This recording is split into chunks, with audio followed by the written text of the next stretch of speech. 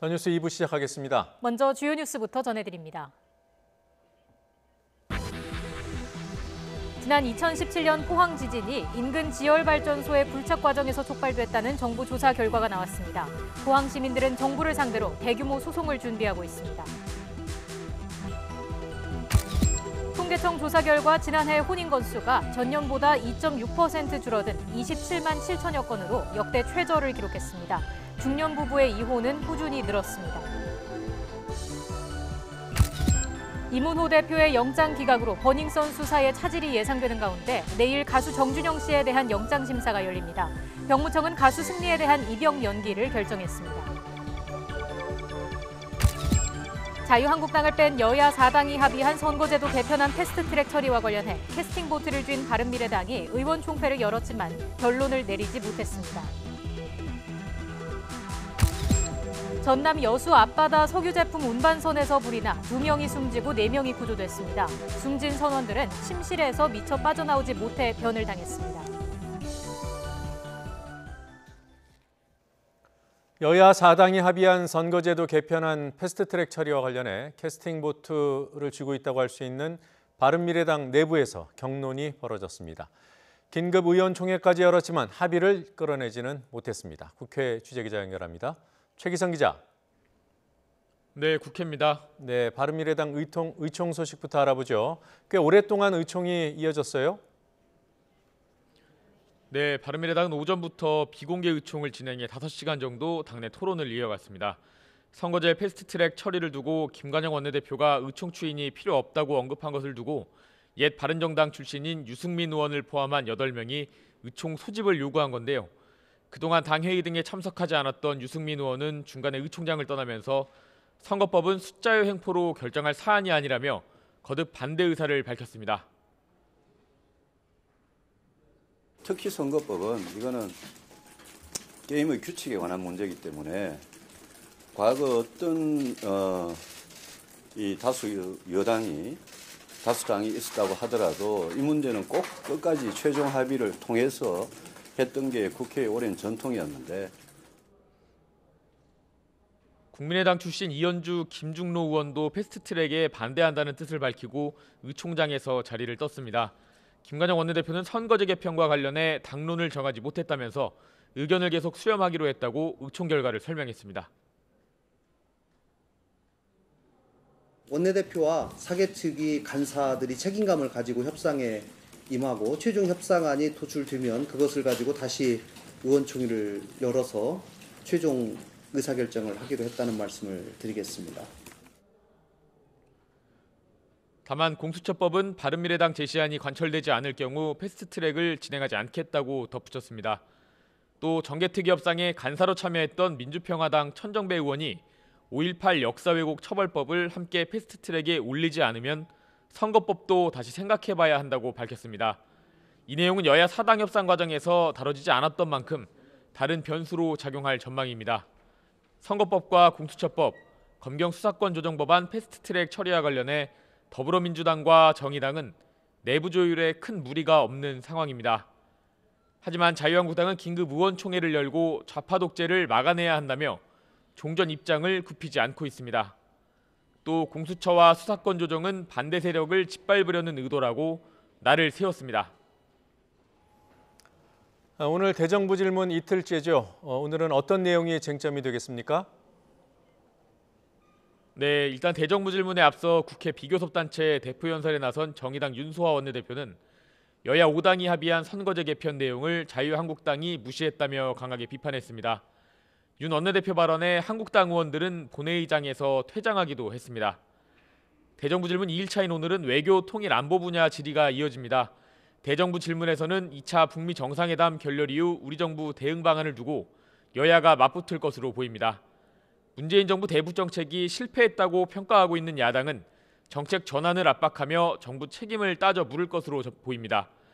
여당은 정부의 북미 간 중재와 대화 촉진 중요성을 강조하면서 야당의 협조도 촉구할 것으로 예상됩니다. 정부 측에서는 이낙연 국무총리와 강경화 외교부 장관, 조명균 통일부 장관 등이 참석합니다. 대정부 질문에 앞서 국회 운영위에서 여야 의원들은 김하중 국회 입법조사처장 임명 동의안을 가결했습니다. 지금까지 국회에서 전해드렸습니다.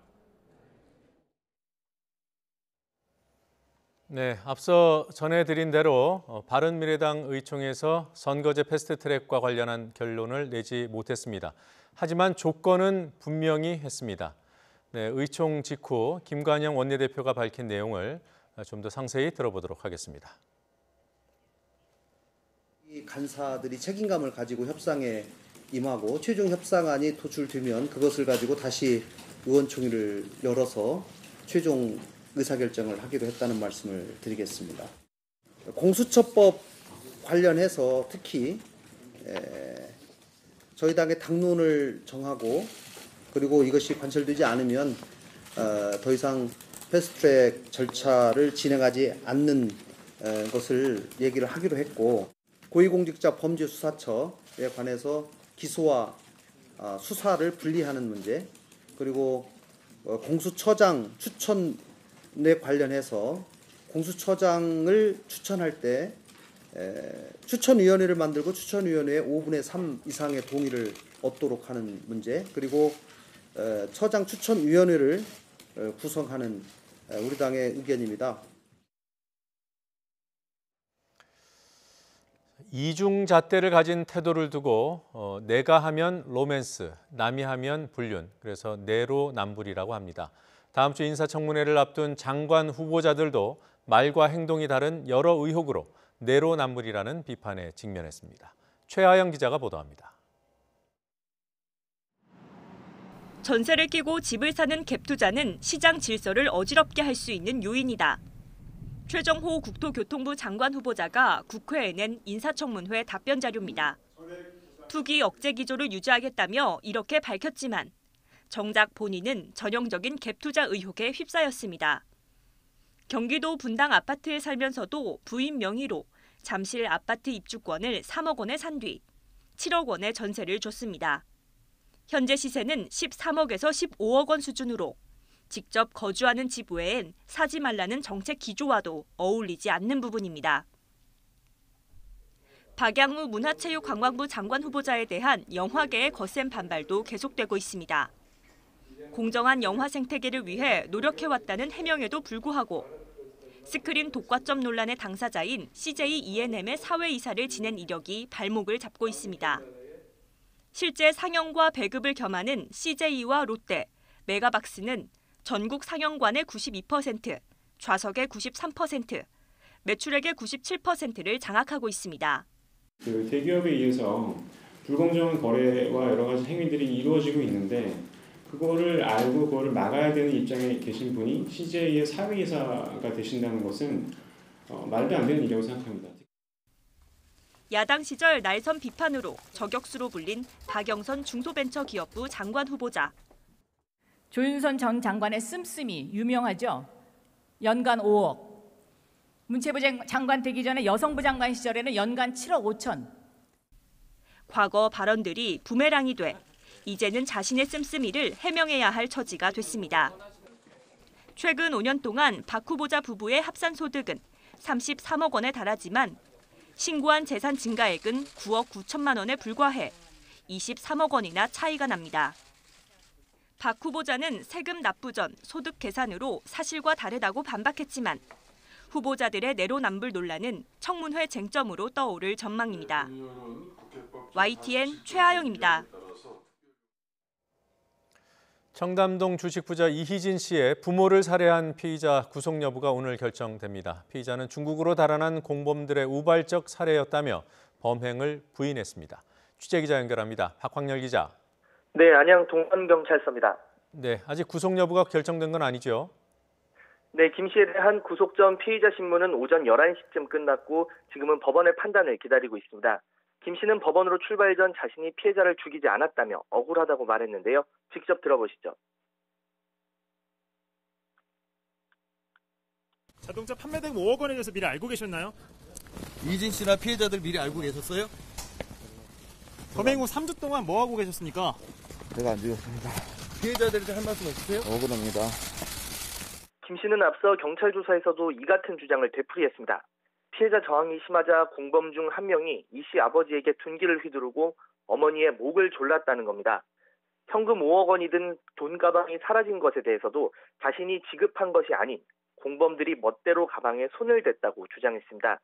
경찰은 김 씨가 공범이 중국으로 달아났다는 점을 이용해 죄를 뒤집어 씌우려는 의도가 있을 수 있다고 보고 추가 수사를 진행 중입니다. 하지만 김 씨는 이후 묵비권을 행사하고 있는 것으로 확인됐습니다. 경찰은 김 씨가 뒷수습을 위해 부른 지인 2명에 대해서도 수사를 진행했습니다. 이들은 경찰 조사에서 김 씨와 모르는 사이고 범행에 가담하지 않았다고 주장했습니다. 김 씨의 친구로부터 싸움 중재를 해달라는 부탁을 받아 현장에 가게 됐다며 신고를 권유하고 바로 나왔고 피해자 사망 여부도 몰랐다고 진술했습니다. 검거 당시 김 씨의 수중에는 1,800만 원만 있었는데 경찰은 나머지 돈의 행방과 함께 중국으로 도주한 공범의 행적을 쫓고 있습니다. 네, 범행 동기는 어느 정도 파악이 됐습니까? 네, 단순 채무 관계나 원한으로 인한 건지 아니면 본을 노린 계획적 범행인지가 쟁점인데요. 김 씨는 이 씨 아버지와의 채무 관계 때문이라고 주장하고 있습니다. 2천만 원을 빌려줬는데 갚지 않았다는 겁니다. 하지만 경찰은 신빙성이 크지 않다고 보고 있습니다. 2천만 원 때문에 제중국 동포 3명까지 고용해가면서 치밀하게 범행을 저지르는 것을 상식적으로 이해하기 어렵기 때문입니다. 심지어 피해자는 시신 유기를 위해 보증금 1,500만 원, 월세 150만 원에 창고까지 임대했습니다. 앞서 말씀드렸듯 공교롭게 범행 당일 이 씨 부부는 5억 원이 든 가방을 가지고 있었습니다. 이 씨 동생이 고급 외제차를 판 돈 일부를 부모님께 드린 건데요. 김 씨는 5억 원이 범행 당일 피해자 손에 들어온 것을 몰랐다고 주장하지만 이 씨 부부가 주식 부자로 알려진 이희진 씨의 부모인 것은 알았던 것으로 드러났습니다. 이런 가운데 피해자 발인이 오늘 경기도의 한 장례식장에서 열렸습니다.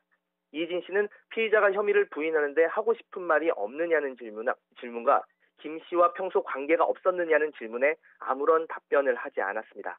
이 씨는 불법 투자매매 회사를 세워 지난 2014년 7월부터 2016년 8월까지 1,700억 원 상당의 주식을 매매하고 시세차익 130억 원을 챙긴 혐의 등으로 수감 중인데 부모 장례식 참석을 위해 잠시 풀려났습니다.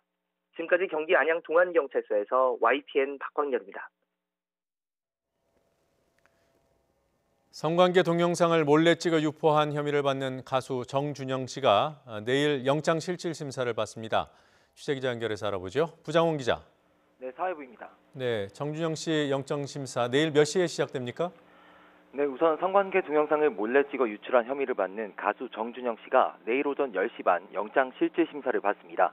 이른바 승리 정준영 카카오톡 대화방에서 벌어진 불법 영상 촬영과 배포 관련 사건인데요. 같은 혐의를 받는 버닝썬 직원 김모 씨도 함께 영장실질심사를 받게 됩니다. 이들의 구속 여부는 이르면 내일 저녁쯤 결정될 것으로 보입니다. 정 씨는 지난 2015년 말부터 성관계 영상을 몰래 촬영해 대화방에 유포한 혐의를 받습니다. 현재까지 알려진 피해자만 10명에 달합니다. 앞서 이미 2차례나 불법 촬영 혐의로 수사를 받았지만 모두 무혐의 처분을 받아 경찰의 부실 수사 논란까지 불거진 상황입니다. 경찰은 문제의 대화방에서 경찰 고위 인사가 뒤를 봐주는 듯한 대화를 확인한 뒤 정 씨를 상대로 유착 의혹도 조사하고 있습니다. 또 지난해 11월 클럽 버닝썬에서 김상규 씨를 폭행한 혐의를 받는 클럽 이사 장모 씨의 구속 전 피의자 신문도 내일 같은 법원에서 열립니다. 자, 어제 버닝썬 이문호 대표에 대한 영장은 기각이 됐습니다. 앞으로 수사에 차질이 생기는 건 아닌지요? 네, 서울중앙지방법원은 어젯밤 이문호 버닝썬 공동대표에 대한 구속영장을 기각했습니다. 법원은 이 대표의 범죄 혐의에 대해서 다툼의 여지가 있다고 기각 사유를 설명했습니다. 그러면서 현재까지 수집된 증거를 비춰볼 때 이 대표를 구속할 필요성을 인정하기 어렵다고 밝혔습니다. 한마디로 경찰이 혐의를 충분히 입증하지 못했다고 본 겁니다. 또 일반적으로 단순 마약을 투약한 경우 초범은 불구속 수사하는 관행도 고려된 것으로 보입니다.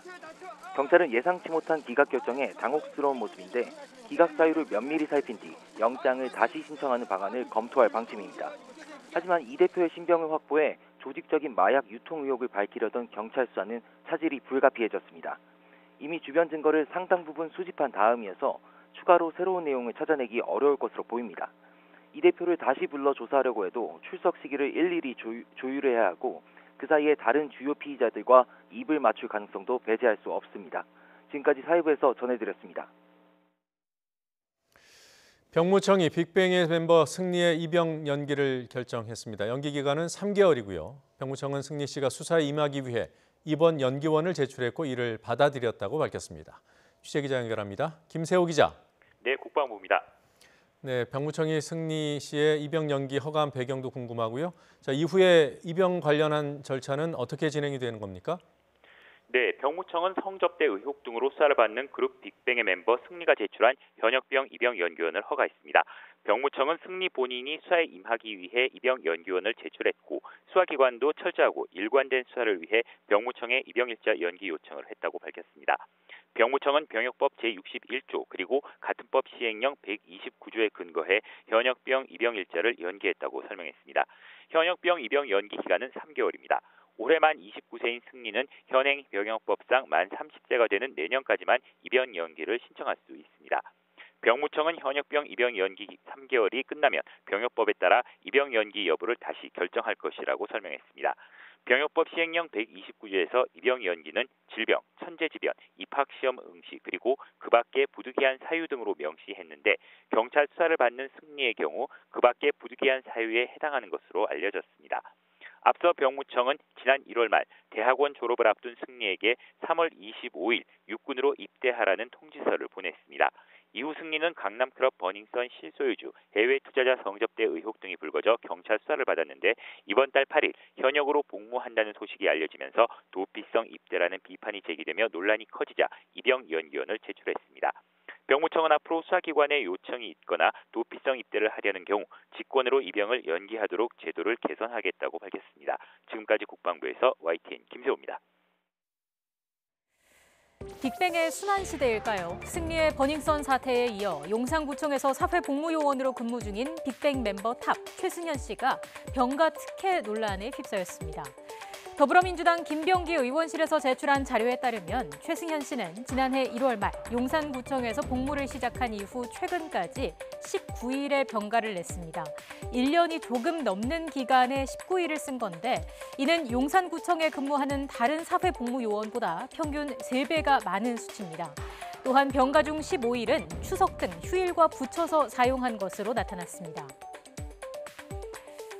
최 씨 측은 공황장애가 있어 병가를 냈다고 해명했고 용산구 측도 절차를 따라서 큰 문제가 없다는 입장이지만 의혹의 눈초리는 여전합니다. 2년 전 대마초 흡연 혐의로 1심 선고를 받았던 당일 최 씨는 이런 말을 했습니다. 다시 들어보시죠. 군 복무는 앞으로 어떻게 계획이 있으신가요? 어떻게 하시나요? 저에게 주어진 처분에 따른 국방 의무에 최선을 다하겠습니다. 빅뱅 멤버의 군 생활과 관련된 논란은 또 있었습니다. G드래곤, 권지용 씨의 휴가와 진급에 대한 의혹입니다. 지난해 2월 강원도 철원 육군 3사단 백골부대에 입대해 복무 중인 권지용 씨는 국군병원 1인실에 입원해 특혜를 누렸다는 의혹 등을 받았고 한 매체는 권 씨가 복무 기간 가운데 100일 이상을 부대 밖에서 생활해서 상병 진급이 누락됐다고 보도하기도 했습니다. 이 때문에 국회에서도 질타가 있었습니다. 그룹 빅뱅의 멤버 권지용 씨가 과도한 휴가를 사용하고 또 동기들과 전혀 보조를 맞추지 못하며 그 계급에 걸맞는 체력이나 사격 등의 어떤 군사적 능력을 갖추지 못한다. 그 상병 진급도 제대로 제때 못했죠. 네, 이런 부분들을 과연 왜 군이 방치하고 있으면 육군이 그대로 그 뭐 스포츠 또는 연예 스타라는 이유만으로 전혀 기강 확립을 하지 못하고 있는지 이에 대한 분노가 높습니다. 군에서는 병실 사용과 휴가, 진급 누락 등 모두 규정에 따른 것이라고 해명하고 있지만 의혹이 완전히 해소되지는 않은 상황입니다. 그리고 버닝썬 사태의 중심에 선 승리, 이승현 씨는 입대를 앞둔 시기와 경찰의 수사 시기가 맞물려서 관심을 끌었습니다. 병무청에서 오늘 승리 씨의 입대 연기 신청을 받아들였습니다. 입대가 3개월 연기됐습니다. 이는 버닝썬 수사에 매우 중요한 사항입니다. 군에서 수사를 받는 것이 승리 측에게 유리할 수도 있기 때문에 이번 결정은 향후 수사에 적지 않은 의미가 있어 보입니다. 일반적으로는 서울경찰청 광역수사대라 중앙지검 수사력이 좋죠. 예. 고양부나 군검찰국은 당연하지 않겠습니까? 인력이나 수사 경험이나 이런 거 봤을 때 훨씬 광수대나 경찰청 광수대나 중앙지검이 훨씬 수사력이 좋으니까 네네. 굳이 말하자면 승리에서도 유리하죠. 네, 승리는 군 검찰이 아닌 경찰의 조사를 마쳐야 할 것으로 보입니다. 탑과 GD, 승리 등은 이처럼 잡음이 많은 반면에 나머지 멤버인 태양과 대성 씨는 조용히 군 생활을 이어가고 있는 것으로 전해지고 있습니다. 최 최절정의 K-팝 그룹이었던 빅뱅. 이들이 모두 제대한 뒤 빅뱅에 대한 평가는 어떻게 달라질까요?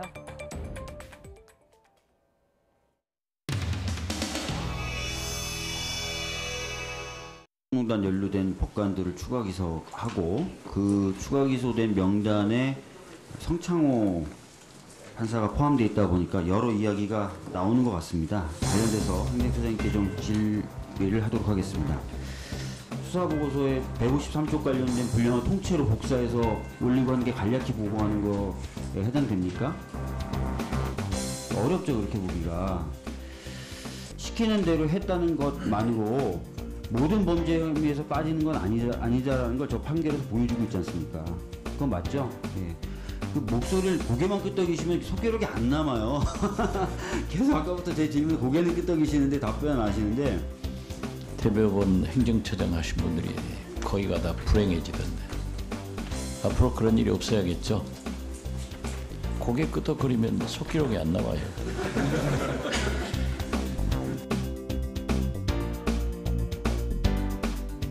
사법부가 견디겠나라는 생각이 들어요.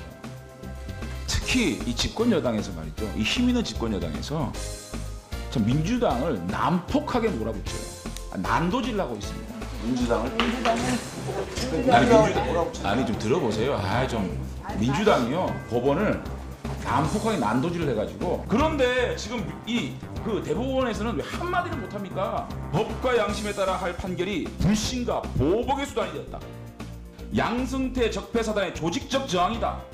온 국민이 촛불로 이뤄낸 탄핵을 부정하고 대선 결과를 부정하려는 시도이다. 이런 막말에 대해서도 아무 말도 못합니까? 벙어리들입니까? 자존심도 없습니까? 막말하지 마라. 이렇게 얘기해야 되는 거 아닙니까? 이러니까 야당에서는 성장호 판사에 대해서 왜 이 기소 자체를 의심하고 있는 겁니다. 자, 적어도 이 정도로 파상 공세하고 막가는 공격에 대해서 찍소리 못하고 지금 이러한 더 많이 해. 지금 시간이 얼마 안 되는데 계속 그렇게 찍소리가 뭐야? 찍소리 행정처장님 앞에서 아무리 우리가 국회의원이지만 말도 가능하게 해야지. 예, 됐습니다. 예. 아니 시간이 너무 얼마나 아니 찍소리가 뭡니까? 찍소리가 진행합시다. 위원장님 관리 좀 해주세요. 이런 거 위원장님 경고를 하셔야 됩니다. 이런 거.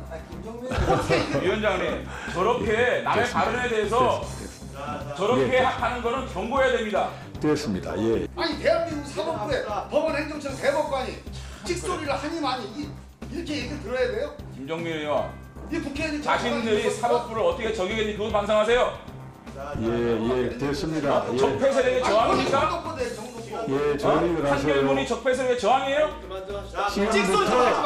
지금부터 발언 걸지 않고 이야기하는.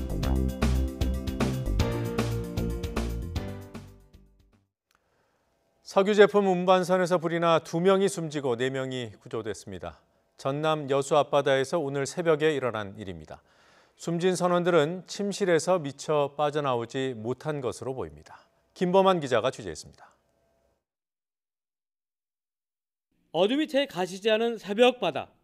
선박에서 불길이 치솟아 오릅니다. 기름에 붙은 불길은 좀처럼 잡히지 않습니다. 사고 초기에 사고선의 선체 온도가 너무 높았고 사고선 선종이 유조선인 관계로 폭발의 위험성이 있어서 사고 시 초기 진압에 상당히 어려움을 겪었습니다. 부산 선정의 500톤급 석유 제품 운반선에서 불이 난 것은 새벽 5시 34분쯤. 이 불로 선원 6명 가운데 2명이 숨졌습니다. 선원 2명은 화재 4시간여 만에 침실에서 불에 타 숨진 채 발견됐습니다. 앞서 선장 등 4명은 무사히 구조됐습니다. 부상한 기관장은 부산에 있는 화상 전문병원으로 옮겨졌습니다. 화재 선박은 여수 앞바다에 닻을 내리고 있다가 출항한 지 14분 만에 불이 난 것으로 확인됐습니다. 화재 선박은 석유 제품을 내리고 부산으로 돌아가던 길이었습니다. 불은 처음에 선실 쪽에서 난 것으로 알려졌습니다. 여수시 도산읍 동방 2회1 해상에서 화재가 발생하였습니다.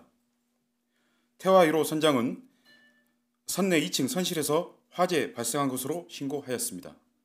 여수해경은 선실 2층에서 냄새가 났다는 선장의 진술을 토대로 화재 원인을 조사하고 있습니다.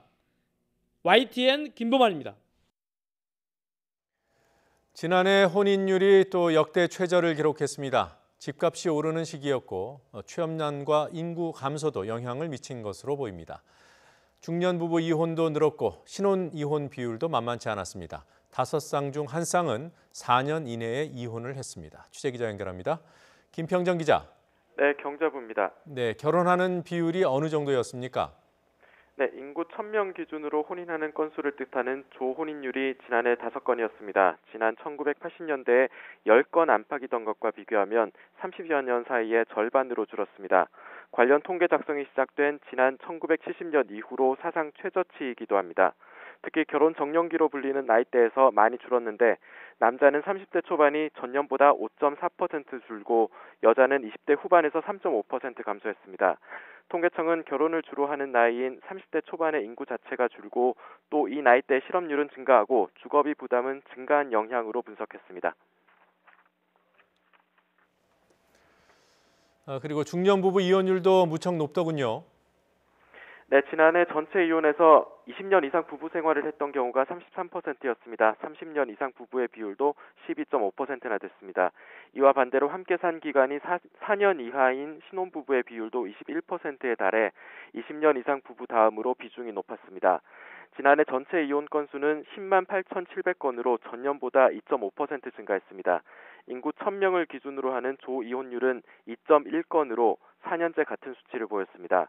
통계청은 중년 이상 이혼이 늘어나는 원인을 고령화와 함께 이혼을 유교주의 사고에 따라 자녀를 독립시킨 이후로 미루는 영향도 있다고 분석했습니다. 지금까지 경제부에서 YTN 김평정입니다. 오늘 국내 주식시장 시가총액 1위인 삼성전자가 액면 분할 이후 첫 번째 주주총회를 열었습니다. 주주가 3배 이상 늘어서 입장조차 안 되면서 곳곳에서 잡음이 터져나왔고 주가 하락에 대한 항의도 이어졌습니다. 홍선기 기자가 취재했습니다.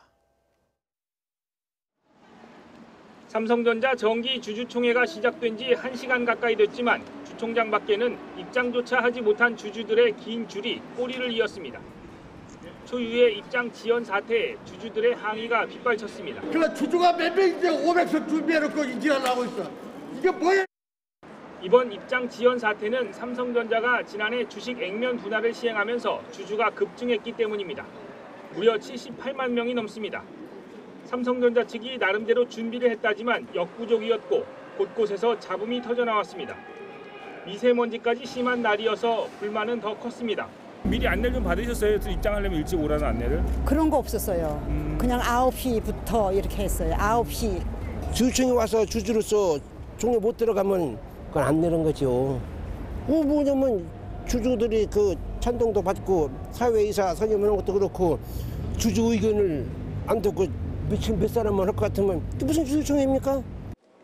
결국 삼성전자는 주총 개회 1시간이 지나서야 입장하지 못한 주주들에게 기념품 쿠폰만 나눠주고 돌려보냈습니다. 김기남 삼성전자 대표이사는 불편을 사과하고 개선을 약속하기도 했습니다. 주총장 안에서는 주가 하락에 대한 경영진의 책임 있는 자세를 요구하는 목소리도 컸습니다.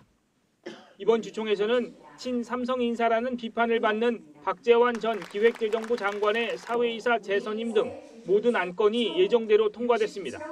주식 액면 분할로 주주총회 참석자가 크게 늘어날 것이라는 예상이 있었는데도 불구하고 이를 감안해 주총을 준비하지 못했다는 비판은 삼성전자가 면하기 어려워 보입니다.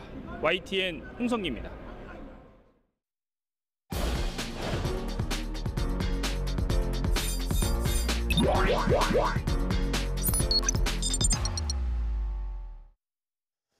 YTN은 최근 급변하는 소비 트렌드를 기획 시리즈로 보도합니다. 오늘은 그 첫 번째 순서로 집밥 대신 가정 간편식을 먹고 또 마트보다는 편의점에서 먹거리를 사는 소비자들의 트렌드를 조명하겠습니다.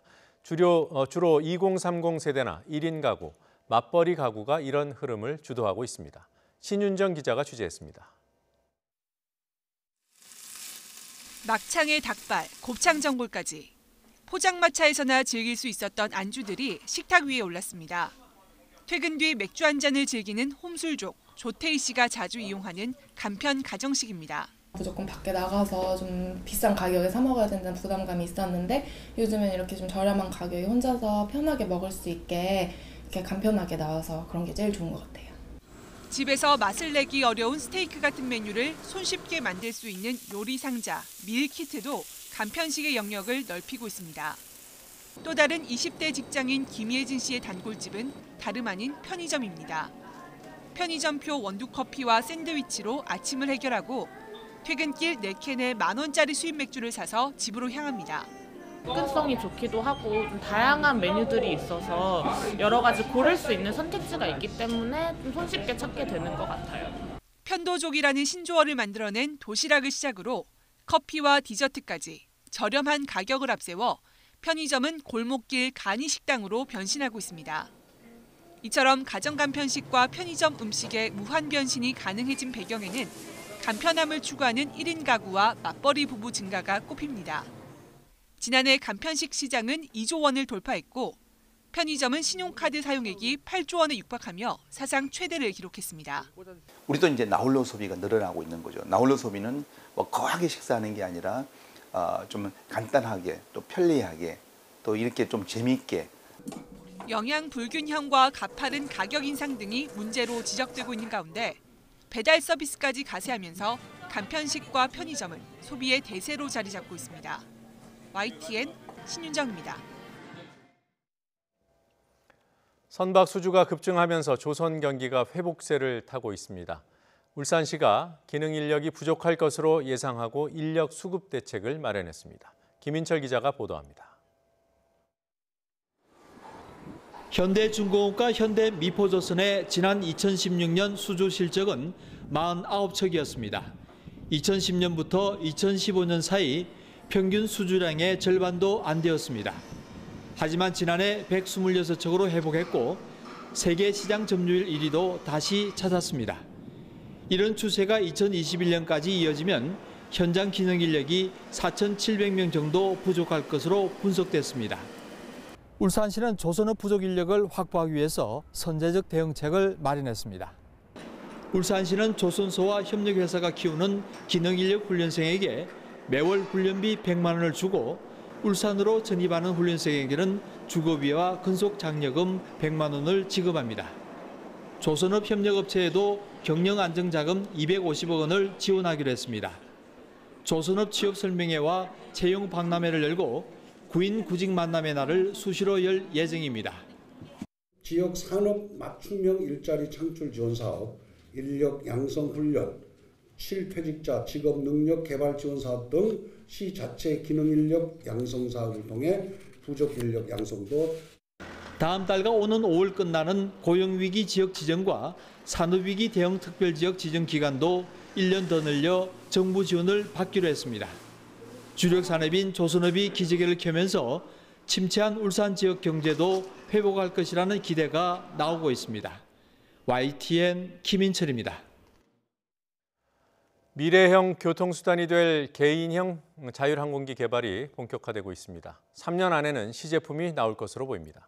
인천시와 개발 주체들이 제품 디자인을 공개하고 협약식을 열었습니다. 이기정 기자입니다. 파브, 퍼스널 에어 비클의 약자로 미래형 개인 운송수단을 말합니다.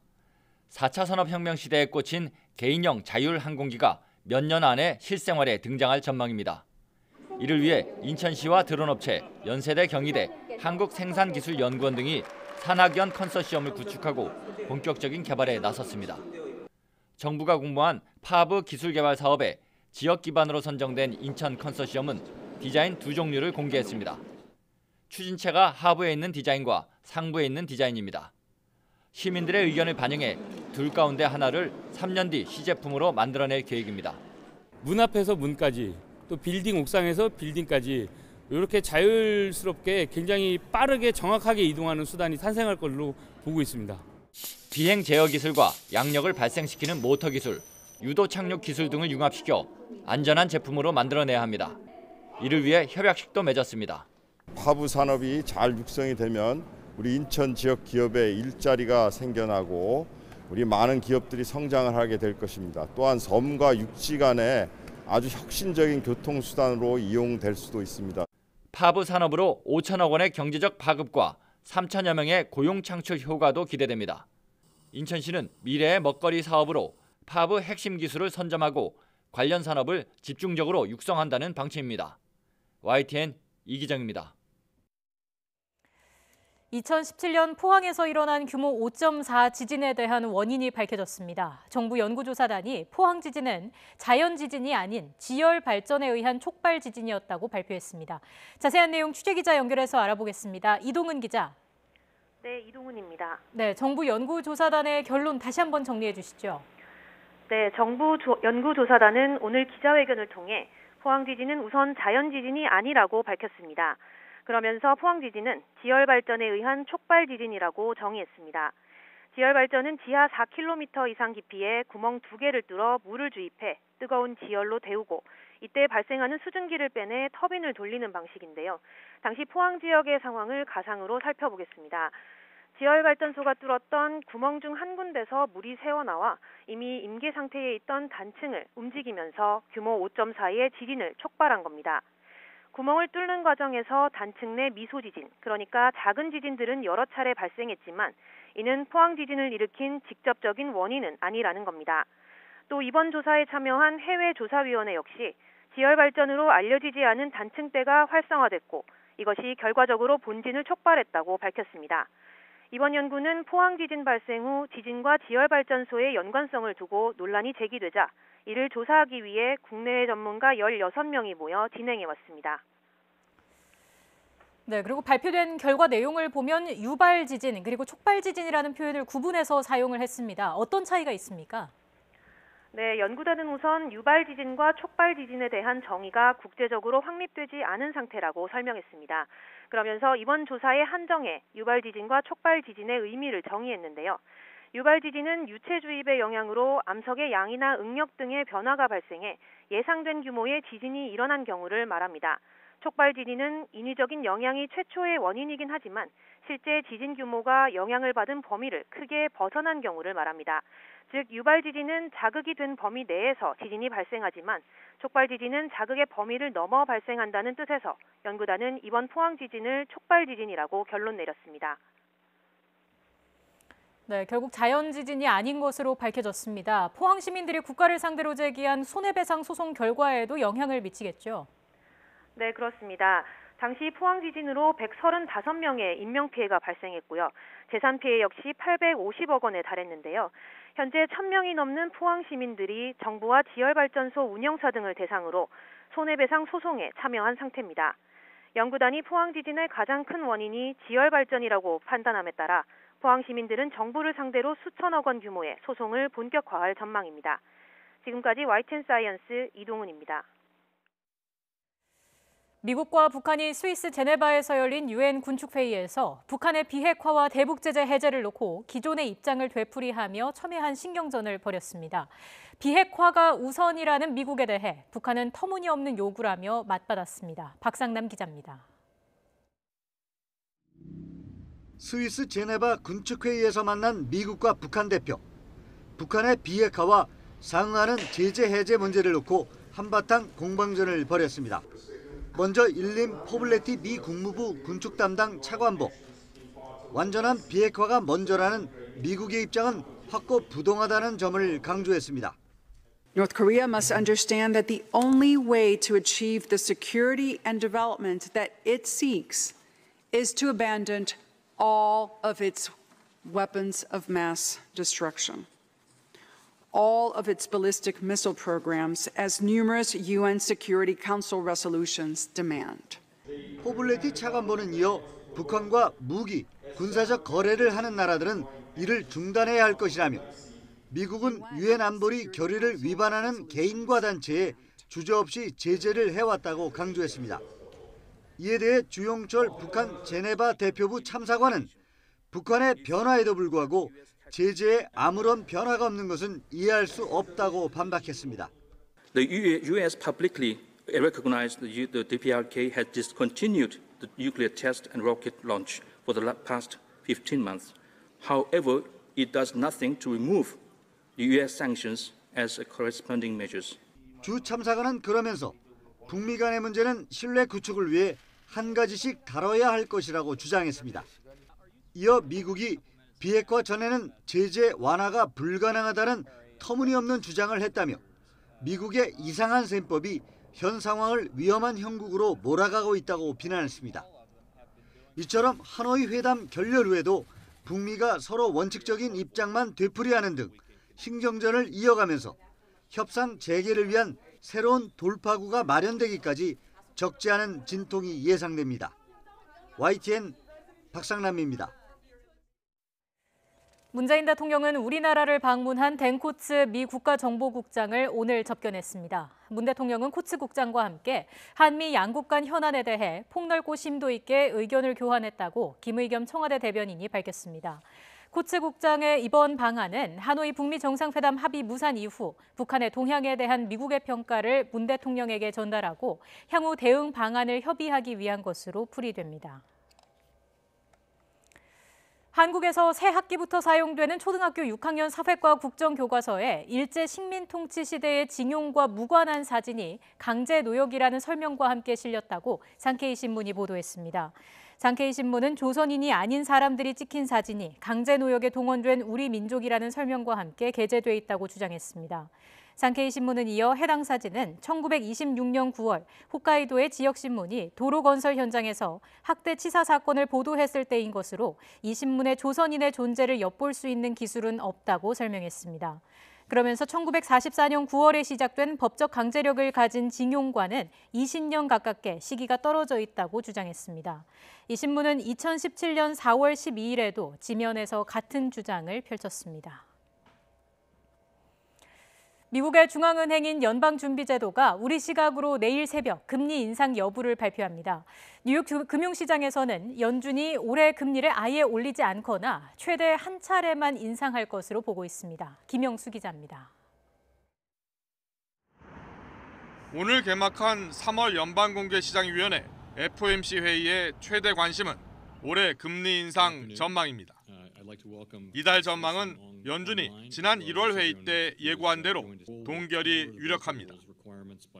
현재 기준금리 선물 시장도 동결 가능성을 거의 100% 반영하고 있습니다. 금리 향방은 연준이 석 달마다 발표하는 금리 전망, 점도표를 통해 확인할 수 있습니다. 연준은 지난해 12월 올해 2차례 인상을 예상했지만 이번엔 전망이 달라질 것으로 보입니다. 월스트리트 저널은 올해 금리를 올리지 않거나 단 한 차례만 올릴 것으로 예상했습니다. 긴축 정책 가운데 하나인 고유자산 축소를 언제 중단할지도 관심입니다. 전문가들은 연준이 올해 4분기부터 중단할 것으로 보고 있습니다. 연준이 금리 정책을 완화하려는 이유는 크게 두 가지입니다. 물가가 예상만큼 빠르게 오르지 않고 있고 미중 무역 전쟁으로 경기 둔화 위험이 높아졌기 때문입니다.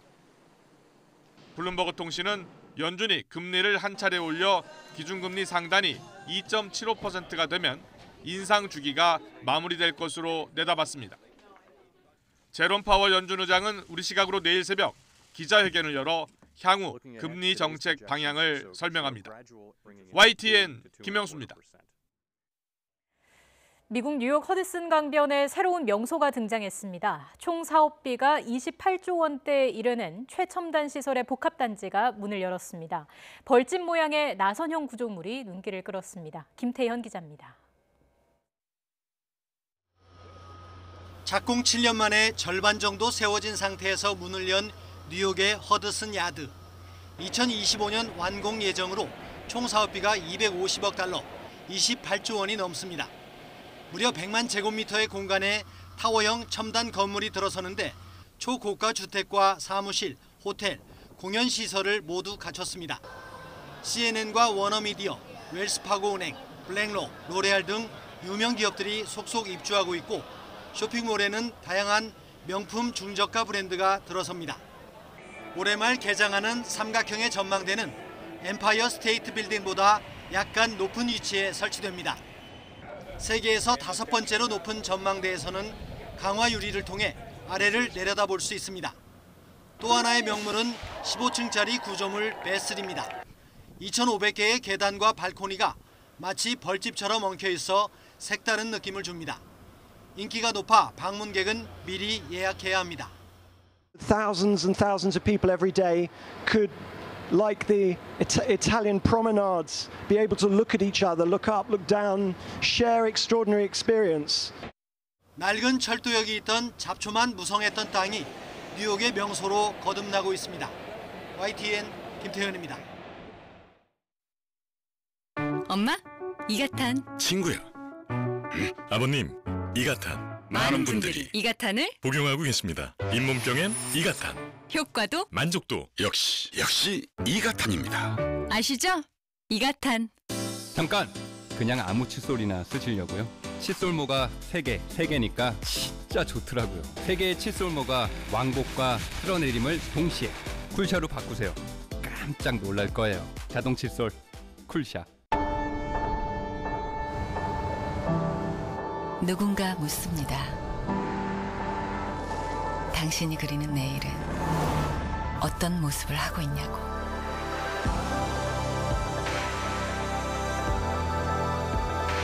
상상이 현실이 되는 공간을 만들어갑니다.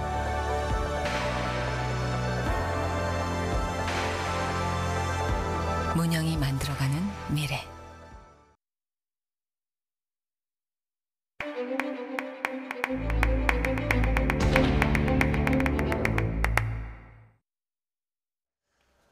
최근 공동주택 공시가격이 발표됐습니다. 이제 부동산 공시가격은 다 나온 겁니다. 특히 공동주택은 대부분 아파트여서 관심이 더 컸지요. 앞서 발표된 단독주택과 토지, 이들과 마찬가지로 예년보다 큰 폭으로 올랐습니다. 종합부동산세 과세 대상에 포함되는 가구가 늘었고 세금이 오르게 됩니다. 다주택자들의 세금 인상폭은 더 큽니다. 그렇다고 세금 폭탄이라고 할 만한지, 또 한편으로는 그런 사례를 감내할 만큼 효과가 있을지도 궁금합니다. 더 쉬운 경제, 정철진 경제평론가의 설명 들어보겠습니다. 안녕하십니까? 네, 안녕하십니까? 네, 어서 오십시오. 네. 자, 단독주택하고 이제 토지 이어서 공동주택까지 발표가 됐습니다. 공동주택 가구 수가 대략 어느 정도 됩니까? 한 1,340만 가구 정도가 됩니다. 공동주택 같은 경우는. 이 중에서 거의 한 1,000만 가구가 아파트고요. 나머지 한 300만 정도가 다세대 연립이다, 이렇게 보시면 돼서 실은 아파트에 우리나라 지금 많이 거주하고 있지 않습니까? 절반 이상이 거주하고 있죠. 있죠. 그래서 1,000만 가구의 아파트이기 때문에 뭐 공동주택이라고 하지만 또 아파트 공시가격이 이번에 이제 확정돼서 발표된 셈이어서 관심이 굉장히 많이 집중이 됐었죠. 어떻게 조정이 됐나요? 일단 큰 틀에서 보면 전국 평균 공동주택은 작년 대비 한 5.32%가 올랐다, 그러니까 상향 조정됐다, 이렇게 보시면 될 텐데요. 지금 화면에 나오고 있지만은 빨간색 그 그림과 화살표와 파란색 그림표 명확하게 나누죠. 양극화를 아주 적나라하게 보여주고 있는데 서울 같은 경우에는 14.17%가 올랐습니다. 경기도 상향 조정이 됐고 세종, 특히 지방 쪽에 내려오면 광주와 대구. 아마 특히 광주 쪽에 우리 시청자분들은 뭐 광주의 아파트 진짜 많이 작년에 뭐 왜 이러냐라고 광주 시민분들도 놀랄 정도로 많이 올랐습니다. 그래서 그걸 감안한 처럼 이제 상향 조정이 됐고요. 반면에 지금 화살표에 보시면 파랗게 된 거는 또 하향 조정이 된 겁니다. 이건 뭐냐?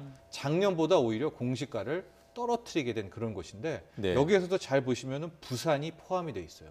부산 같은 경우에는 서울 뭐 다음에 항상 부동산 활용을 같이 했었었는데 오히려 부동산 같은 경우에는 지금 6.04%를 또 하향 조정하게 되면서 작년에 펼쳐졌던 이 뭐 지방과 뭐 서울의 집값 상승 양극화 현상도 이번에 공시 가격에서도 다시 반영이 된 그런 모습이었습니다. 예, 저 지도 그래프를 보니까 꼭 선거 그래프 보는 것 같습니다. 네, 이제 곧 많이 보겠네요. 내년에는. 가장 많이 오른 거 조금 더 이제 세부적으로 보죠. 네, 그렇죠. 강남 3구 많이 올랐습니까? 많이 올랐는데 강남 3구는 실은 랭킹에는 못 들었어요. 15%대거든요. 이건 왜 이러느냐? 강남 같은 경우에는 요지에서 한 뭐 30%씩 오른 아파트들은 있었는데 그간 전면적으로 꾸준히 이 공시 가격 현실화, 즉 시세 대비 반영률을 많이 올려왔습니다. 그래서 전체 평균으로 봤을 땐 강남은 한 15%였고 지역별로 보면은 역시 작년에 굉장히 많이 올랐던 서울 용산이라든가 동작구라든가 뭐 이런 곳들이 거의 17%였고요. 1위는 경기 과천이었었습니다. 과천 같은 경우에는 이제 그 재건축을 해서 새 아파트가 입주를 하게 되면서 시세가 굉장히 많이 튄 경우가 많아서 예. 무려 23%가 평균입니다. 많이 올랐고 네. 분당 같은 경우에는 뭐 특별한 재건축 이슈도 없지 않았냐 했는데 꾸준히 지역별로 평균적으로 많이 오른 것이 실은 작년에 분당이었었습니다. 그래요. 그러니까 분당 네. 역시도 저렇게 뭐 가장 이 상승, 집값 상승을 반영했다 이렇게 보시면 되겠습니다. 네. 이제 또 관심은 세금 아니겠습니까? 부담이 얼마나 늘어나나요? 일단 구체적으로 설명드리기 전에 이제 국토부가 이런 얘기를 했어요. 이거는 토지 때도 설명했고 단독주택 때도 얘기했는데 공시가격을 상향 조정을 했지만 또 하향 조정하기도 해서 큰 틀에서의 세금에 큰 영향을 받는 분들은 전체 가구 수의 한 2% 정도다라는 네. 건데요. 이 2% 정확히는 2.1%인데 네. 의미가 있습니다. 이게 뭐냐면 현재 종합부동산세 같은 경우에는 1주택자 이제 공시가격 9억. 이게 네. 이제 시세로는 한 12억, 13억 정도가 됩니다. 그리고 반영률이 한 68% 정도라니까요. 예, 그러니까 네. 13억 정도 되면 이제 공시가 9억 되고 종부세를 이제 연말에 내야 되게 되는데 이 가구 수가 한 21만 가구. 그러니까 전체 1,000만 가구 중에 2.1%다. 네. 그러니까 나머지들은 거의 미미하고 네. 이제 이 2.1%의 가구가 그나마 세금 부담을 느끼게 될 텐데 이 중에서도 좀 강하게 좀 큰 폭의 세금 부담은 아마 시세 20억 이상, 이상 아파트부터는 글쎄요 이제 세금에 대한 부담은 상당폭 커질 것으로 보입니다. 예, 그러니까 그 수가 일단 종부세 기준을 만족하는 공시가격 9억 원, 네. 시가로 치면 한 12, 3억 정도. 네. 이 정도 되는 분들은 한 21만 21만 가구죠. 가구. 예. 그래서 큰 틀에서 이 종부세 대상 가구도 작년 대비 거의 50% 넘게 이게 급증을 했거든요. 네. 왜냐하면 작년에 종부세 대상자가 한 14만 가구 정도였었는데 예. 이번에 이제 공시가격 공동주택 발표가 됐고 이게 이제 확정이 돼서 나오게 될 경우에는 21만 9천 가구 거의 22만 가구가 이제 올 연말에는 종부세를 내야 되거든요. 네. 그러니까 작년 대비 한 56% 정도가 올랐기 때문에 네. 역시 이제 집값이 그만큼 많이 올랐다라는 것이겠죠. 네. 종부세 대상 가구도 크게 늘어났다는 것을 알 수 있습니다. 전체 대비로는 2.1%라 2.1%. 그래서 퍼센테이지로 얘기하면 굉장히 작은 것 같은데 숫자로 들으니까 네. 적지 않은 수네요. 그렇죠. 네. 21만 가구입니다. 이게 집값이 오른 걸 반영했더니 과세 대상자가 늘어난 건가요? 아니면은 과세 대상자를 늘리기 위해서 집값을 이렇게 조정을 한 건가요? 그렇죠. 이제 공시가격 상향 조정이 이제 토지할 때도 단독주택 할 때도 나왔던 것이 네. 이게 이제 정부가 세금 더 걷기 위해서 이렇게 공시가격을 상향 조정한 것이 아니냐 네. 이런 얘기도 하고 있고요. 또 하나 시민단체에서는 아니 이게 그 공시가격 시세 올렸다라고 하더라도 작년 대비 거의 68%로 동일하다. 예, 동일하거든요. 왜 이러느냐? 80%까지 끌어올려야 되는 거 아니냐? 네. 적어도 네. 75%까지. 근데 작년 같은 상황을 좀 보면은요. 예. 이게 좀 약간 좀 이 딜레마가 있습니다. 이게 뭐냐? 작년에는 서울 수도권 위주로는 굉장히 많이 올랐어요. 네. 반면에 지방 같은 경우에는 큰 폭으로 떨어진 떨어졌어요. 곳들이 네. 있습니다. 그렇기 때문에 상향 조정된 곳에는 30% 넘게 작년 대비 이 공시 가격이 오른 가구도 있거든요. 그러니까 피부로 체감하는 게 굉장히 크겠습니다. 예, 확 큰 가구가 분명히 있습니다. 그러니까 68%로 현실화율은 이거밖에 안 되네 하시겠지만은 이거는 크게 오른 데는 한 30% 올랐습니다. 왜냐? 예. 떨어진 데가 있기 때문에 이게 네. 맞춰졌다라고 생각하시면 될 것 같고요. 네. 정부는 계속해서 그 세금에 대한 논란에 대해서도 세금을 신경 쓰지 않았다. 네. 우리는 시세 대비 어쨌든 과세의 공정성, 형평성을 위해서 그걸 맞추려고 반영을 노력하려고 정확하게 하려고 했다라는 게 또 정부의 입장입니다. 예, 어쨌든 과세 대상자가 늘었고 또 개별 가구별로 보면 세 부담이 늘게 되는 가구들이 꽤 있습니다. 네. 네, 뭐 구체적으로 조금 예를 들어서 설명을 들을 수 있을까요? 그렇죠. 우리가 이제 하나 정리를 좀 할게요. 네. 보유세 이런 얘기를 많이 합니다. 보유세라는 게 부동산을 보유하면 납부해야 되는 세금이고 네. 대표적으로 재산세가 있죠. 네. 근데 우리나라 같은 경우는 이제 고가주택 1주택은 공시가격 9억 이상, 다주택자는 이제 6억 이상에 대해서는 종합부동산세라는 거, 종부세라는 걸 또 네. 내야 되거든요. 그래서 이 재산세 플러스 종부세를 합쳐서 보유세라고 하는데 네. 이 세금 같은 경우에도 막 집값이 폭등했다라고 해서 막 기하급수적으로 많이 매기지는 않습니다. 그래서 일정 부분 상향을 두는데 예. 1주택자 같은 경우에는 150%입니다. 그러니까 지난해 대비에 50%를 더 내는 거죠. 네. 그러니까 집값이 아무리 올라도. 예, 아무리 올라도 1주택자는 100만 원 냈습니다. 근데 집값이 대폭등했다 하더라도 올해는 150만 원까지만 내게 돼 있고요. 네. 2주택자는 이번에 이제 법이 개정돼서 200% 늘어난 겁니까? 예, 집을 두 채 갖고 있다고 할 때는 100만 원이다라고 하면 200만 원. 3주택자부터가 300%인데 네. 여기는 이제 300만 원까지 내야 되니까 네. 다주택자의 부담은 큰데요. 네. 지금 이제 화면을 보시면서 예를 들어서 좀 하나씩 좀 보면은요. 네. 이제 2주택자 같은 경우에는 이제 첫 번째 뭐 대치 음마 혹은 반포의 아크로 리버파크를 갖고 있었을 때 전용 면적은 둘 다 84제곱미터 두 채입니다. 이때 공시 가격이 상승한 것이 13.33%. 네. 이런 걸 반영해 봤더니 작년 대비 89%. 왜냐하면 2주택자이기 때문에 100%까지는 올릴 수 있다는 더 내야 거죠. 되는 거거든요. 그랬기 때문이라고 보시면 될 것 같고요. 네. 아마 이제 그 다음에 액수도 좀 약간 시뮬레이션 한 것들이 있을 것 같은데 표에는 그렇게 될 경우에는 거의 작년 대비 이제 2주택자도 2배 가까이를 내야 되는 수천만 원대가 될 겁니다라고 할 수가 네. 있겠고요. 3주택자 같은 경우에는 이제 뭐 아까 리버파크, 은마, 잠실주공 같은 경우에는 이제 99.47% 뭐 저렇게 해야 되는데 3주택자는 좀 상당폭 부담이 되는 경우가 있어요. 그래서 네. 이제 제가 예를 하나 들은 것이 이제 시세 한 24억 이게 네. 이제 공시 가격이 한 19억 뭐 이 정도 될 것 같은데 네. 이 아파트를 세 채를 갖고 있는 3주택자다라고 예. 할 때는 아파트를 3개 갖고 예, 있다. 이런 네. 아파트를 세 주택자 네. 작년에 한 4천만 원 정도를 냈거든요, 이분이. 네. 근데 올해는 이제 확정이 된다면 9,100만 원이니까 거의 한 110%, 5천만 원 이상을 이제 더 내야 되는 그런 상황이어서 아마 이분들 입장에서는 3주택자 중에서 고가 주택이 좀 껴 있다라면 이제 가히 세금 폭탄을라고 좀 할 수가 있을 것 같아요. 말씀하신 그 19억이 시세인가요? 아니요. 공시 가격이죠. 공시 가격. 시가로는 한 25억 정도. 23억, 24억. 이게 19억이 작년에 한 15억으로 잡혀 있었거든요. 네. 근데 이번에 이 아파트 같은 경우에는 이제 19억으로 크게 대폭 상향 조정이 됐기 때문에 이제 뭐 얘기는 하지만 이 아파트를 세 채 두르고 있다라고 하면 이번엔 뭐 5천만 원 이상을 연말에 내야 되니까 이런 분들은 좀 이제 반발도 있고 조세 저항도 있고 아마 지금 뭐 전화도 많이 또 하셔서 항의도 하고 그렇게 해서 좀 하고 계신 것 같아요. 그러니까 쉽게 얘기해서 강남에 꽤 괜찮은 아파트 세 채 갖고 있으면 세금이 한 뭐 3, 4천만 원, 수천만 원대로 올라갈 수 있다. 이렇게 이해하면 되겠군요. 그렇죠. 뭐 5천 이상 뭐 이렇게 될 거라고 보면 돼요. 그런 분들의 비중이 얼마나 되는 건가요? 그러니까 아까 말한 이제 21만 가구 중에서도 이 정도는 한 10만 가구 안짱 한 8만 가구 정도는 굉장한 세금 부담 정도를 느낄 수가 아마 느끼게 될 것이다. 네, 뭐 일반인들 입장에서는 부자가 좀 더 내는 거 어떠냐 이렇게 생각할 수 있겠지만 또 그분들 입장에서는 굉장한 부담이 된다는 거죠. 예, 이제 세금이라는 게 항상 조세 저항이 있는데요.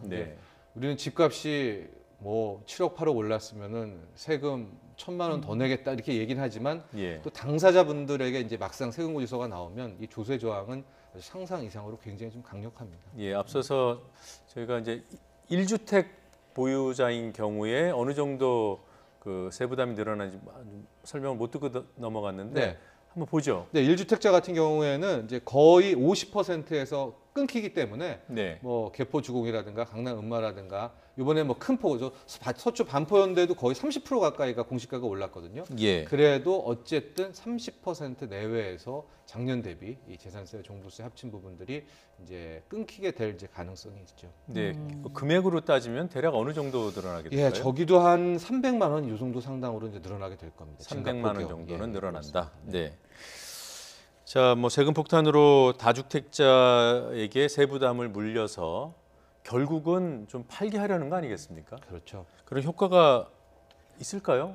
반응을 그렇게 하겠습니까? 이제 여기서부터가 또 하나 이제 논란이 되고 있는 거죠. 네. 그러니까 이렇게 될 경우에는 이제 보유세를 높이면 다주택자 같은 경우에 특히 이제 앞서도 봤지만 거의 이제 세금 폭탄에 가깝지 않습니까? 그러면 이제 물량을 던져라라는 이제 신호를 정부가 계속해서 보내게 되는 건데 지금 이제 시장에서의 반응은 약간 엇갈리고 있어요. 왜냐하면 이제 다주택자입니다. 보유세 부담이 커요.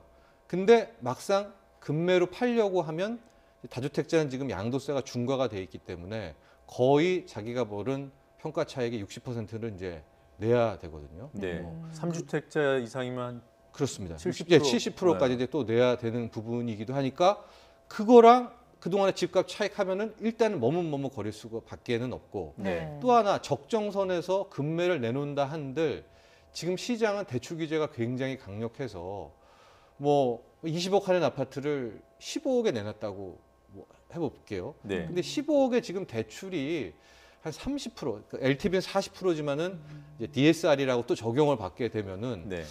한 30% 정도. 그러니까 한 많이 받아야 4, 5억. 예, 4억, 5억이면 받거든요. 근데 10억을 현금 있는 사람만이 그 물건을 또 받을 수가 있습니다. 네. 못 사십니까? 예. 그러니까 못 사죠. 근데 실수요자 중에서 10억이 있는 분은 이미 샀죠.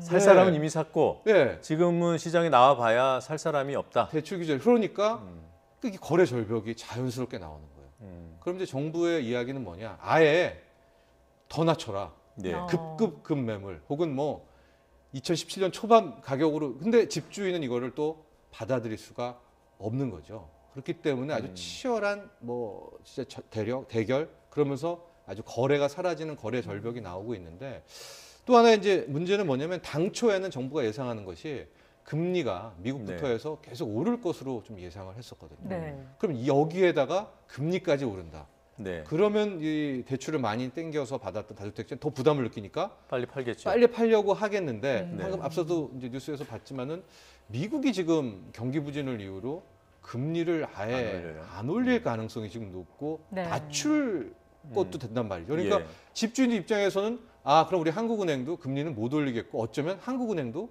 금리를 낮출 수가 수도 있겠구나 하고 경기 부양을 자꾸만 한다라고 하니까 네. 더 버티기에 돌입하고 그러니까 완전히 시장이 지금 꽁꽁 얼어붙게 붙게 되는 경색 국면이 나오고 있는 이제 이런 상황이 돼버려서 네. 현재로서는 이렇게 공시가격 상향 조정에 일부 세금 폭탄도 나왔지만 이 분들이 세금 때문에 막 급급 급매물까지를 내놓을까 여기에 대해서는 좀 가능성이 낮아 보입니다. 이런 흐름에 좀 변화가 생길 만한 변곡점 그런 시기는 없을까요? 그래서 이제 오히려 좀 이제 거래를 숨통을 튀어야 된다고 주장하는 쪽에서는 일단 이쯤에서 압박을 약간은 늦춰주면서 네. 가령 뭐 양도세 중과를 한 6개월 정도 한시 인하를 한다든가 아니면 실수요자에 한해서 네. 대출 규제를 조금 숨통을 그러니까 실수요자입니다. 집 네. 없었던 분들이 한해서 하게 돼서 시장에서 어쨌든 거래를 좀 트이게 되면 그동안에 버티기에 돌입했던 다주택자들이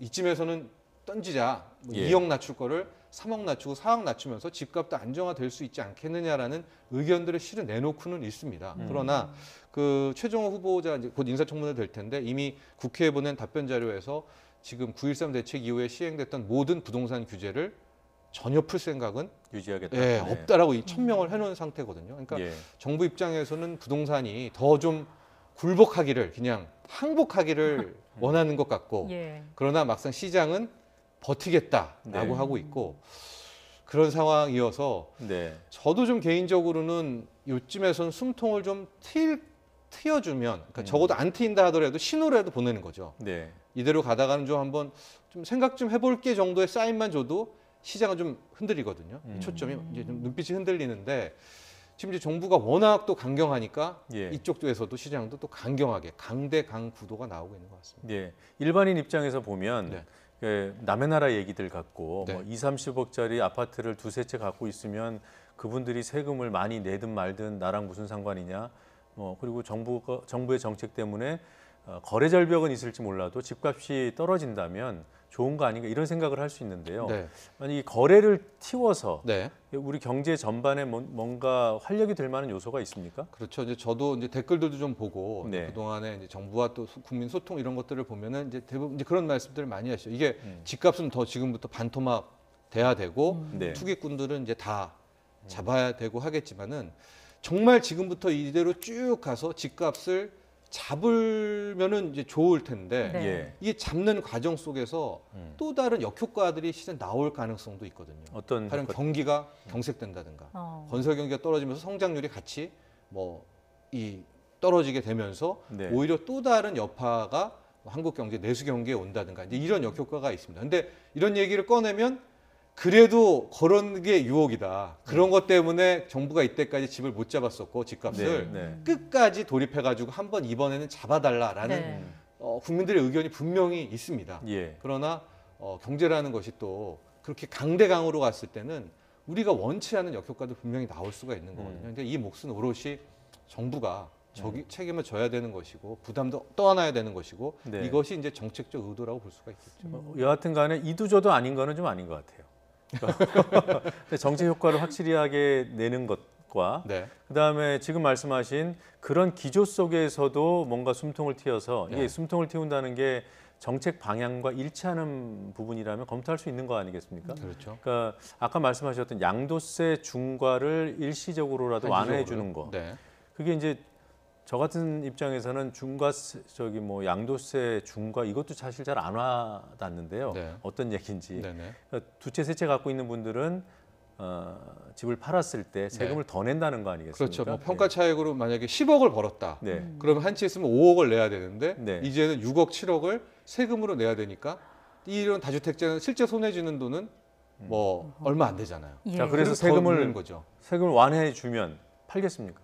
그러니까 이제 그게 굉장히 정부의 롤이라는 거죠. 왜냐하면 그렇게 이제 밀리게 되면 시장에서는 또 이제 정부가 밀리는구나 네. 하면서 또 물량이 잠기고 대출 규제까지 풀어라 이렇게 좀 나올 수가 있고 그래서 이 핑퐁 게임을 굉장히 잘해야 되는 구조인데 네. 그러니까 어쨌든 뭐 다시 원론적으로 가면 저는 정부가 강수 카드를 이미 먼저 처음에 다 던진 거예요. 네. 그러니까 지금은 한 발짝도 물러서지 못하고 더 마지막 카드는 금리 인상이거든요. 그러니까 금리 인상까지 하게 되면 분명히 부동산 집값은 잡을 수는 있겠지만 예. 이건 이제 진짜 경기를 함께 잡을 수가 있는 위험성이 있는 이제 그런 상황이어서 정부가 지금 뭐 오도 가도 못하는 그런 상황은 된 것 같습니다. 쉽지 않은 문제네요. 네. 자, 그건 그렇고요. 이게 거래가 줄고, 그러니까 매매 거래가 줄고요. 대신에 전월세 수요가 늘었다고 하죠. 네.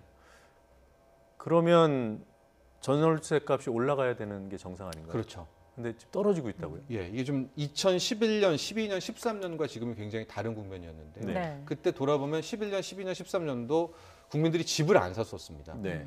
그때는 뭐 대출 규제도 있었지만 집값이 대폭락한다라는 어떤 전 국민적인 생각이 있었기 때문에 다 집을 안 사고 일단은 전월세로 가자라고 해서 기다린 거죠. 예, 기다렸죠. 그러니까 전세 수요가 폭증을 했고 한정된 공급에서 전세값이 급증을 하는 이제 또 다른 역효과 변수가 나오게 된 건데 지금 같은 경우에도요 거래 절벽 매매가 거의 작년 대비 70% 서울은 70% 80% 10분의 1 토막이 지금 났거든요. 네. 다 어디로 갔겠습니까?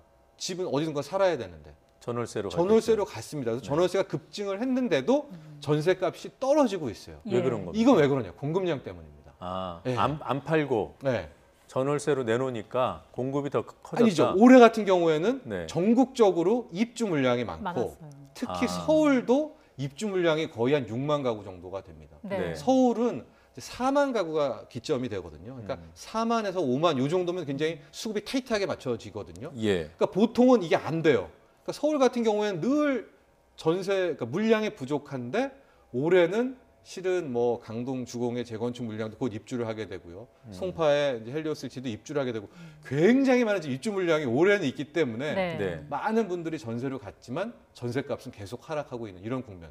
그래서 뭐 최종호 후보자도 그랬고 국토부도 지금의 전세값 하락은 뭐 시장이 안정화로 가고 있는 신호로 본다. 여기에 개입할 생각은 없다라고 얘기하는 것이 많은 국민들이 전세로 갔는데 전세값이 올라가면은 이게 문제겠지만 전세값은 더 떨어지고 있으니까 아마 여기에서도 정부는 개입할 뜻은 없다라고 밝힌 것 같습니다. 뭐 이런 얘기도 있더라고요. 전세값이 10% 하락하면 집주인의 1.5%가 보증금을 돌려주지 못한다. 네. 타당한 얘기인가요? 이게 이제 한국은행 자료인데요. 예. 현재 이제 임대를 놓고 있는 이제 가구 집주인이 안 살고 하는 게 한 211만 가구 정도가 되는데 현재 대비 전세값 10%가 더 하락할 경우에는 약 1.5% 3만 가구가 디폴트가 난다. 이게 네. 무슨 얘기냐면 보증금이 있죠. 예. 하고 그 세를 내준 집주인의 금융 자산이 있겠고요. 이 집주인이 대출을 받을 수 있는 대출 여력을 다 합쳤는데 이게 보증금보다도 작은 거예요. 예. 이럴 때는 못 돌려주는 거 아니겠습니까? 이제 그렇게 되기 때문에 뭐 전세 시장을 좀 관리를 해야 된다라고도 얘기는 하고 있는데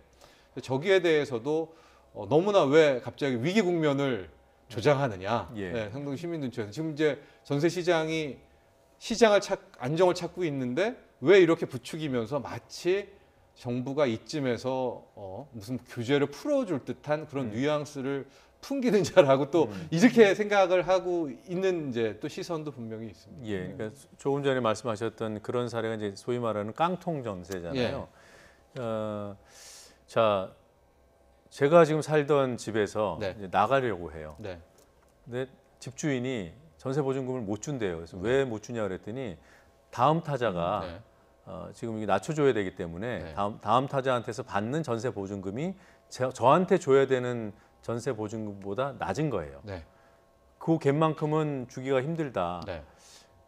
이런 과정은 전세 하락기에는 늘 거쳐야 되는 거 아닌가요? 늘 거쳤고 있었는데요. 네. 이게 올해가 특별히 다른 것이 뭐냐면 가령 전세가 약간 비싸긴 한데 5억이라고 해보겠습니다. 네. 이제 이거 같은 경우에 지금 한 3, 4천이 뭐 빠졌어요. 그래서 이제 4억 7천, 4억 6천의 시세가 나와서 세입자는 나가려고 하고 새 세입자는 막 떨어진다고 하니까 더 낮춰서 부르겠죠. 네. 뭐 극단적인 예로 4억 5천이라고 하겠습니다. 이렇게 될 네. 경우에는 그동안은 어떻게 돌려줬느냐. 집주인은 이걸 임대해주고 어디선가 또 있는, 그러니까 즉 이 2주택자 이상이 많거든요. 네. 그럼 또 한 주택에서 한 4, 받아서. 5천을 아니죠. 대출을 받아서 아. 이걸 가지고 일단 세입자에게 융통해주고 네. 한 2년을 버티다 보면 전세가 다시 올라오고 이제 이렇게 했었는데 네. 지금은 제가 앞서도 말했지만 대출 규제가 어마어마하게 강력하거든요.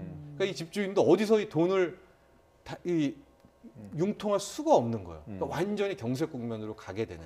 예. 그러면서 이제 관련한 분쟁이 최근 한 3개월 동안에는 정말 급증하고 있는 그런 그래요. 상황이 된 거죠. 네. 야, 근데 그런 문제가 있군요. 네. 근본적으로 생각했을 때 매매든 전세든 가격이 떨어지면 서민 입장에선 좋은 거 아닙니까? 그렇죠. 실수요자 입장에서는 이제 좋게 되는데 예.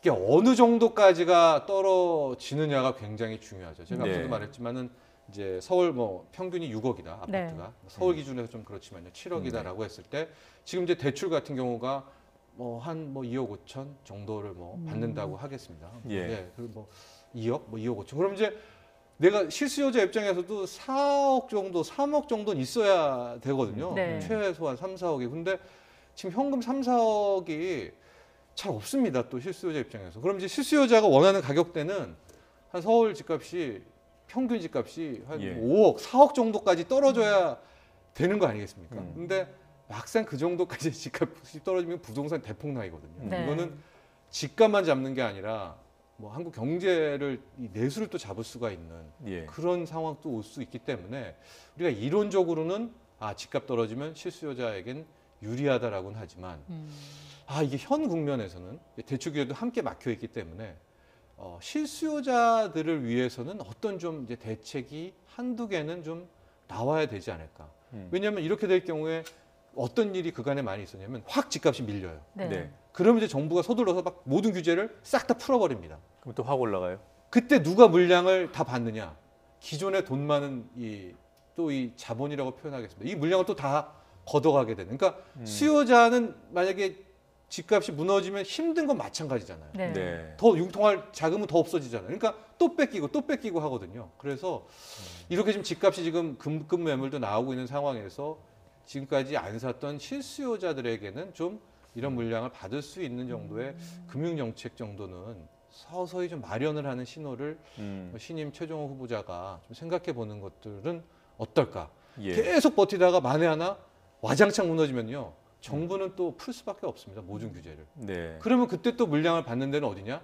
실수요자가 또 못 받아가요. 돈 있는 사람들이 또 다 걷어갑니다. 예. 이게 그동안의 패턴이었었거든요. 네. 아마 이런 패턴을 좀 잘 모니터링할 필요가 있을 것 같습니다. 그러니까 떨어져서 급락해서 돈 있는 사람들이 물량을 또 이제 확보해 버리면은 시중에 또 물량이 말라서 또 올라가는 이런 예. 악순환이 반복된다는 거죠. 게다가 이미 이제 작년 올해부터 또 공급을 그러니까 착공을 안 하고 있어요. 그럼 이제 지금은 입주 물량이 넘쳐나지만 3년 뒤쯤에는 또 물량은 줄어들고 이게 그동안의 한 30년간의 네. 대한민국 아파트 시장의 패턴이었었거든요. 그러니까 이런 패턴이 명확하니까 당국에서는 그 패턴에 맞춰서 예. 어쨌거나 실수요자들에게는 좀 페이버를 혜택을 많이 주는 정책이 그게 이제 필요할 것 대출 같아요. 규제를 좀 완화하자는 그들에게만이라든가요. 예, 네, 네, 그런 알겠습니다. 것들이 있습니다. 지금 뭐 기왕에 어느 정도 효과가 나타나고 있다는 그런 평가들도 있기 때문에 조금 더 거시적으로 조금 더 정교한 정책이 필요하다 이런 결론으로 이해하겠습니다. 네, 오늘 말씀 잘 들었습니다. 고맙습니다.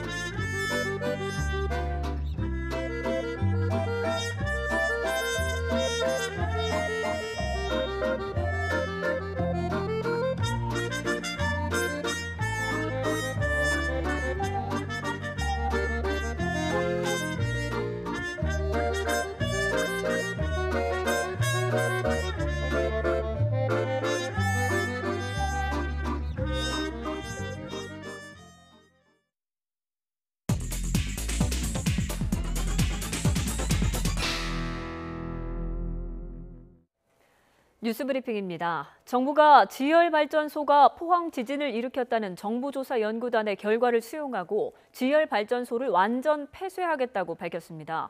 또 감사원 감사와 정부조사, 피해 지역의 신속한 복구 등을 약속했습니다. 정승일 산업통상자원부 차관의 발표 내용 직접 듣겠습니다.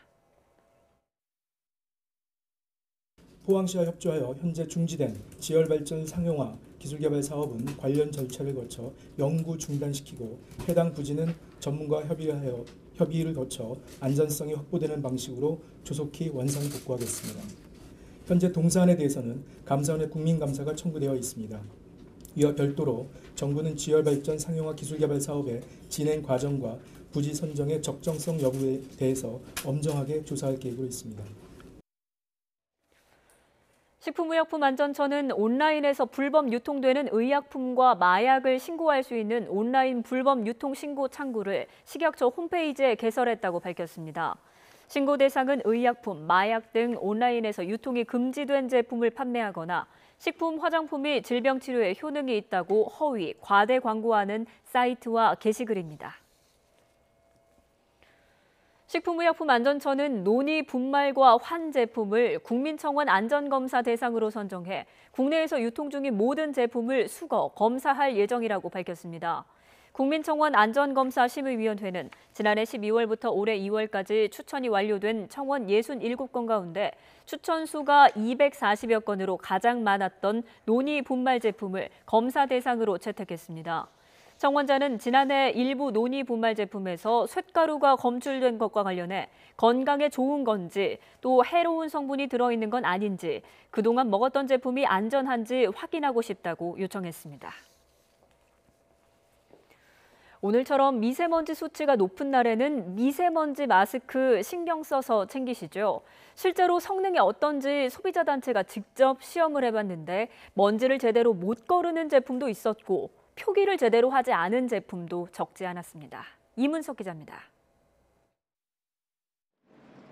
숨막히는 공기질에 거의 매일 찾게 되는 미세먼지 마스크. 과연 성능은 믿을만 할까? 대전 충남 소비자연맹이 시중에 팔리는 미세먼지 마스크 제품 20개를 뽑아 시험해봤습니다.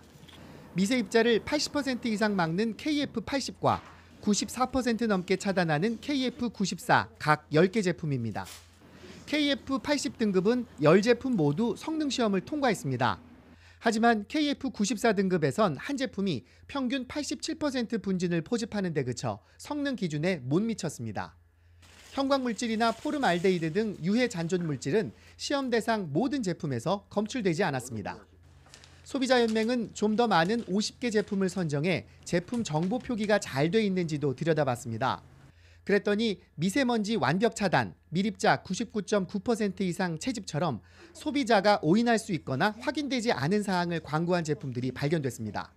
현행 약사법에 따라 품질 효능 등에 관하여 객관적으로 확인할 수 없거나 확인되지 않는 사항의 광고는 금지하고 있습니다. 사용기한을 묶음 포장에만 기재했거나 제조번호, 회사 주소 등을 적지 않는 등 표시사항을 위반한 제품도 6개 적발됐습니다.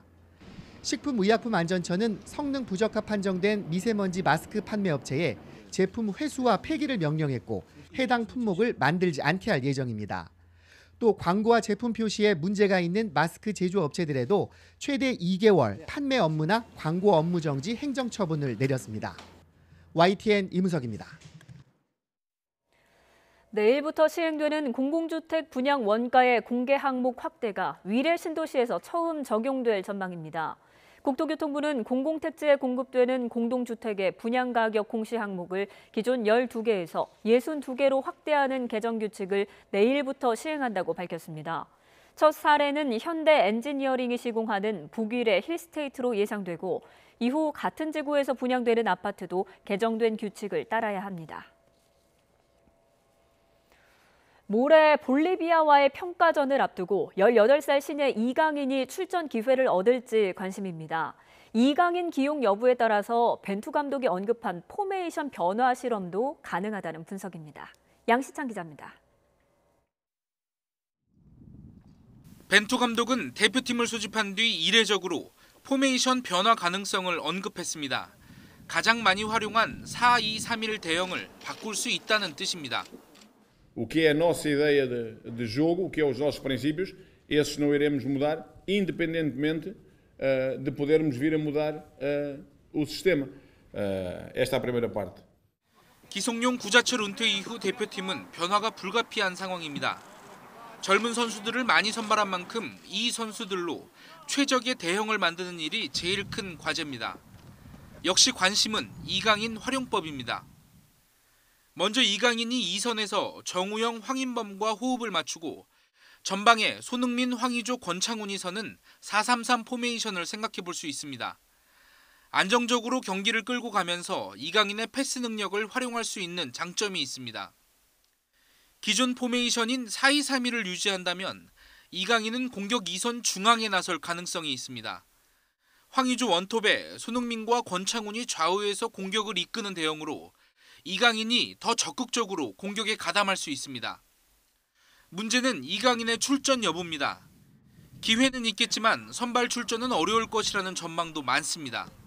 기존의 이재성 선수라든가 권창훈 선수 그리고 손흥민 선수까지도 활용이 가능하고 어떻게 보면 이승우 선수 역시도 들어올 수 있는 자리이기 때문에 이강인 선수에게는 치열한 경쟁이 기다리고 있다는 생각입니다. 벤투 감독이 이강인을 기용할지, 기용한다면 어떻게 활용할지 22일 볼리비아전에 팬들의 눈과 귀가 쏠리고 있습니다. YTN 양시창입니다. 볼리비아, 콜롬비아와의 평가전을 앞두고 축구대표팀에 소집된 김진수가 독감으로 하차했습니다. 대한축구협회는 김진수가 B형 독감으로 소집 해제돼 소속팀으로 복귀했다고 밝혔습니다. 협회는 김진수가 병원에서 독감 진단을 받았으며 경기에 나설 상태가 아니고 전염의 위험도 있다고 판단했다고 덧붙였습니다. 구지가로 잘 알려진 가야 건국 신화를 형상화한 유물이 발굴됐습니다. 문화재청은 5세기 후반에 만들어진 경북 고령 지산동 고분군에 있는 어린이 무덤에서 지름 5cm 크기의 흙으로 만든 방울을 발견했다고 밝혔습니다. 이 방울에는 거북이 등껍질과 하늘을 보는 남자, 하늘에서 줄에 매달려 내려오는 금합 등 가야 건국 신화를 보여주는 그림 6개가 그려져 있습니다. 밀양 송전탑 건설 과정에서 한국전력이 주민 대표와 가족들에게 해외 관광을 시켜준 것으로 드러났다고 감사원이 밝혔습니다. 감사원은 오늘 밀양 송전탑 건설에 따른 주민 지원과 관련한 공익감사 청구 감사 보고서에서 한국전력은 지난 2015년 밀양 송전탑 갈등 해소 특별지원협의회 요청에 따라 주민 대표와 가족 19명의 필리핀 일리한 발전소 시찰 비용 명목으로 3,200만 원을 지원했다고 밝혔습니다. 그러나 시찰에 참가한 주민 대표들은 전력 설비를 견학하지 않고 관광만 한 것으로 감사 결과 드러났습니다. 새로 하신 트리바고 앱으로 원하는 호텔을 더 쉽게 찾아보세요. 원하시는 조건이 있으신가요? 지금 바로 확인하세요. 호텔 가격 비교 트리바고 앱으로 스마트하게 호텔 트리바고. 호출이다. 새로운 타겟 IT 쪽이야. 누군가의 동반자가 되기 위해서 문제가 뭐지? 은행은 정말 최선을 다해야 한다. 좋은 사람 있으면 소개시켜줘.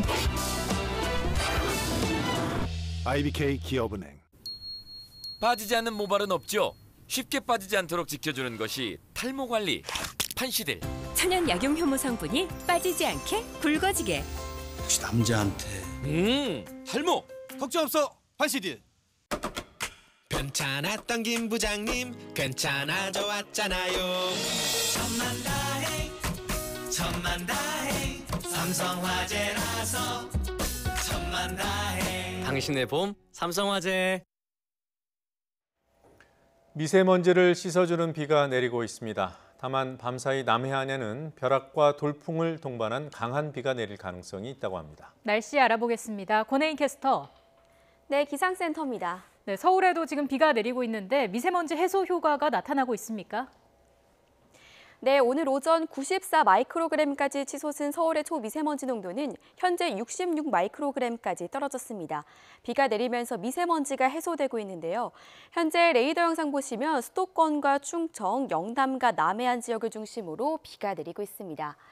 내일까지 남해안과 지리산, 제주도에는 30에서 80mm, 제주 산간의 많은 곳에는 150mm 이상의 비가 오겠고요. 서울 등 그 밖의 전국에는 10에서 60mm의 비가 오겠습니다. 특히 남해안과 제주도에는 돌풍과 벼락을 동반하며 강하게 쏟아지는 곳이 있겠습니다. 해빙기에 지반이 약해져 있는 만큼 안전사고에 각별히 유의하시기 바랍니다. 비는 내일 새벽 서쪽 지역을 시작으로 오전에는 대부분 그치겠습니다. 다만 비가 그친 뒤 오후부터는 찬바람이 불면서 날씨가 무척 쌀쌀해지겠습니다. 특히 모레 아침에는 서울 기온이 영하 1도까지 떨어지겠고요. 이후 주말까지 반짝 꽃샘추위가 이어지겠습니다. 반짝 추위 속에 주말 오후에 중부지방에는 또 한 차례 비나 눈 소식이 있습니다. 내일 아침 기온은 오늘보다 2에서 3도가량 높겠습니다.